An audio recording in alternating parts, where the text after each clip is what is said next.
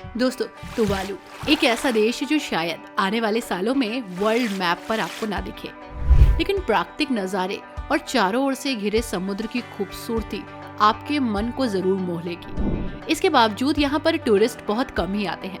हर साल औसतन 2000 से ज्यादा टूरिस्ट यहाँ नहीं पहुँचते। यहाँ कम लोगों के आने की सबसे बड़ी वजह है यहाँ पर ताजे पानी की कमी, और ताजे पानी का सबसे बड़ा स्रोत यहाँ पर बरसात ही है और खाने के लिए मछलियाँ ही मिलती हैं। ऐसे में अगर कोई वेजिटेरियन है तो उसके लिए यहाँ काफी मुश्किल हो जाती है। नमस्कार दोस्तों, आप सभी का बहुत बहुत स्वागत है हमारे YouTube channel let's explore TV पर। आज हम आपको तुवालू लेकर जा रहे हैं, एक ऐसा देश जो काफी अनजाना सा है, अनदेखा सा है और काफी इग्नोर किया गया।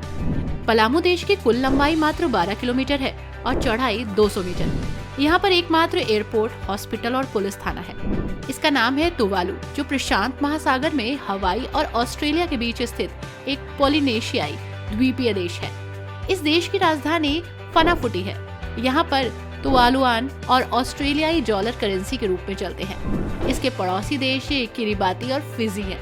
ये देश कुल 9 छोटे छोटे आइलैंड से मिलकर बना है और यहाँ की कुल आबादी करीब 12,000 के आसपास है।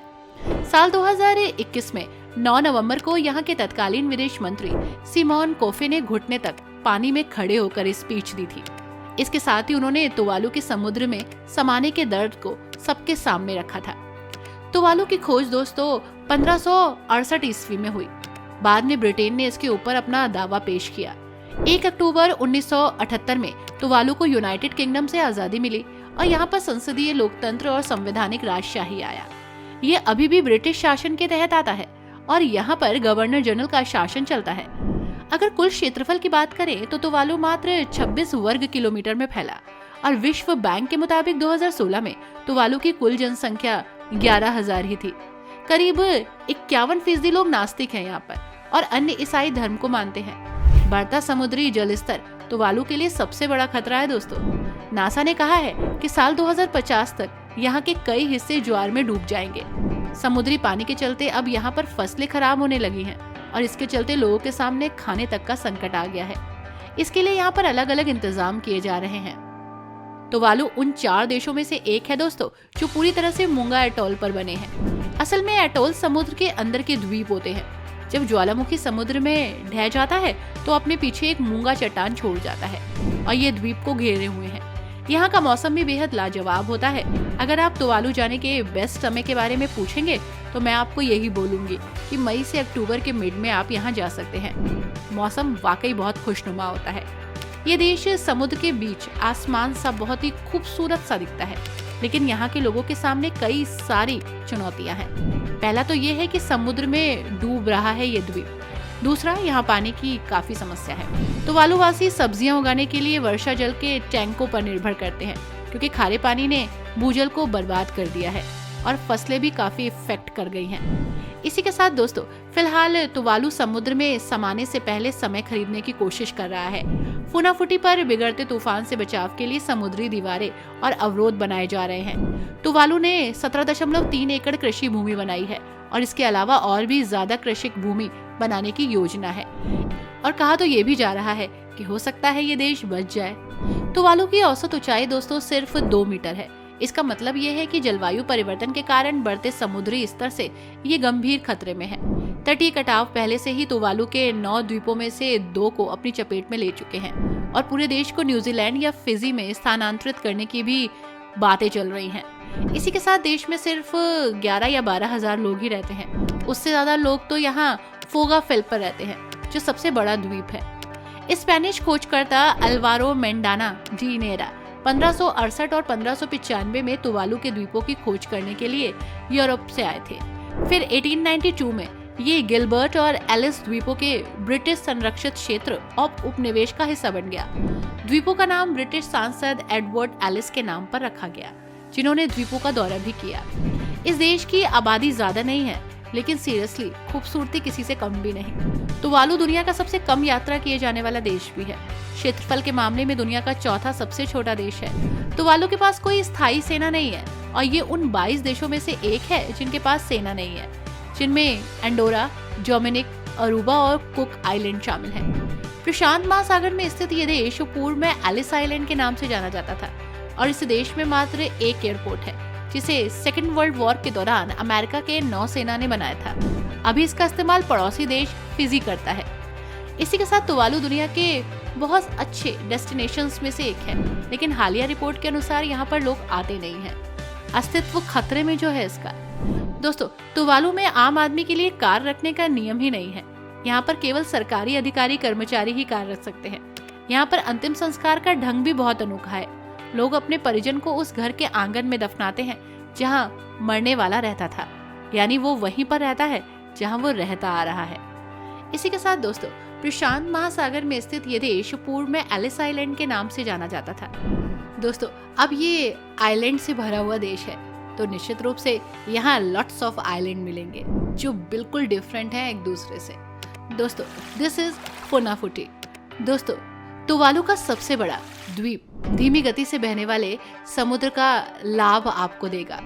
सीरियसली, ये जगह बहुत खूबसूरत है। चमकीले रंग की उष्णकटिबंधीय मछलियां और समुद्री कछुए देखने का मौका मिलेगा। गोताखोरी और स्नॉर्कलिंग के अनुभव के लिए ये जगह परफेक्ट है, इसलिए तुवालू में एक परफेक्ट पर्यटक स्थल है। कपास की तरह नरम सुनहरे रेत के कालीन पर आप टहल सकते हैं। पानी की विशाल मात्रा से दिखाई देने वाली भूमि की पतली पट्टियों के बीच एक लैगून बनाती है। फुनाफुटी के आसपास के निर्जन द्वीपों को देखने के लिए आप बोटिंग कर सकते हैं। इसी के साथ दोस्तों, आप यहाँ की हवा को अपने फेस पर फील कर सकते हैं। जल रेखा से 50 मीटर की दूरी से भी पानी के नीचे के जीवन को आप देख सकते हैं। फाउलोपा आइलैंड के चारों ओर टहलना, जो केवल एक पत्थर फेंकने की दूरी पर है, आपको बहुत सारे सरप्राइजेस देगा। सीरियसली, क्लिस्टर क्लियर पानी आपको काफी अट्रैक्ट करेगा। दोस्तों, दिस इज फोगाफे। ये तुवालू का सबसे बड़ा और फुनाफुटी में विकसित होने वाला एक द्वीप है जहाँ सभी सुविधाएं मौजूद हैं। ये तुवालू के सबसे बड़े पर्यटक आकर्षणों में से भी एक है। ये फोगाफिल के एकमात्र हवाई अड्डे का निवास स्थान भी है और सेकेंड वर्ल्ड वॉर के दौरान अमेरिकियों द्वारा बनाए गए लैगून द्वारा स्थापित है। जब सूरज डूब रहा हो और आकाश को एक कृति की तरह चित्रित किया जा रहा हो, तो दूसरी दुनिया के सूर्यास्त का अनुभव आप यहाँ कर सकते हैं। रात के समय आराम करना और नींद में डूबे समुद्र का आनंद लेना, चमकते सितारों के नीचे चांदनी में लैगून के माध्यम से टहलना अपने आप में डिफरेंट फील है।